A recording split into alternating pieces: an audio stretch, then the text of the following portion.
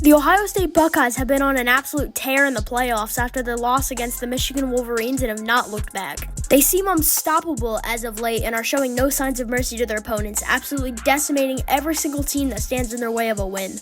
Where Ohio State are coming off of huge wins against Tennessee, Texas, and Oregon, both beating them by a combined score of Ohio State scoring 111 in 3 combined games and their opponent scoring 51.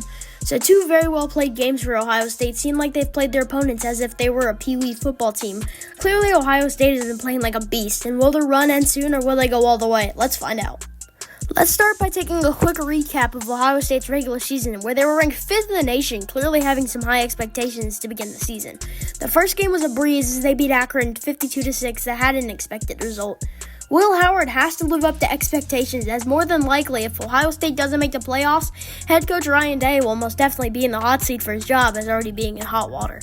Week 2 for Ohio State also went well, beating Western Michigan 56-0. Ohio State is off to an expected year after playing 2 schools who most people don't even know about when it comes to college football world. No offense to any people that may attend these colleges, but clearly you guys weren't good enough to beat Ohio State.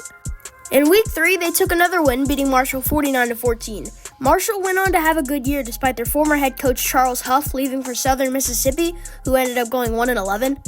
In Week 4, they would win against Michigan State 38-7. Then in Week 5, they would win 35-7 against an overly hyped Iowa team who finished the regular season 8-4.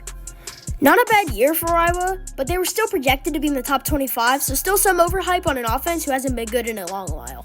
Next game was against Oregon. This game was thrilling and fell nothing short of its expectations. Ohio State did lose the game, but they didn't play badly as they lost 32-31. Oregon would be ranked number 1 for the rest of the season and remained undefeated before the same team would turn around and dismantle them in the Rose Bowl, but that's for another time.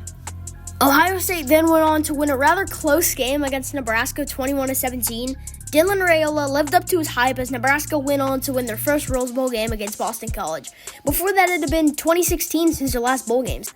Next game for Ohio State, they take on highly ranked Penn State. At the time, Penn State was ranked 2nd, still undefeated. Ohio State went on to have a great game at Happy Valley, winning 20-13 and disproving Penn State's absolute legitimacy. Next game, Ohio State faces Purdue, who was struggling badly and expectedly beats them 45-0. After that, they played Northwestern and beat them 31-7. Still nothing special here, as Northwestern hasn't done anything crazy this season. Then a very hyped game, Ohio State takes on Indiana. As we know, Ohio State would destroy Indiana, once again proving another undefeated team fraudulent. Last game of the regular season, they played the Michigan Wolverines in a classic rivalry game, and Ohio State just didn't play well. This, of course, would be a close game no matter the records of both teams, but I don't think Ohio State was expected to lose. So they finished the regular season 10-2 and made the first 12-team playoff as the 8th seed as they take on Nico Amaliava-led Tennessee Volunteers.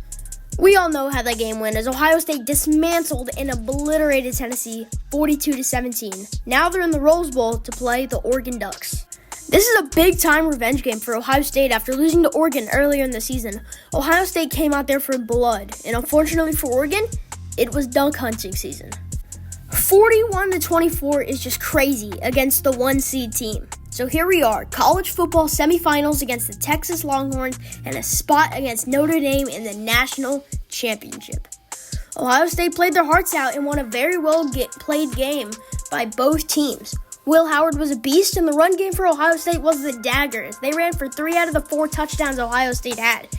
The other touchdown being a 93-yard scoop and score, which had me going nuts as a D1 Texas hater. Horns down, by the way. So now here it is, the national championship against the underdog Notre Dame Fighting Irish. To be the first team to win a 12-team playoff national championship and have the right to call themselves the 2025 college football national champions. I'm D1 Falcon, and thank you for watching.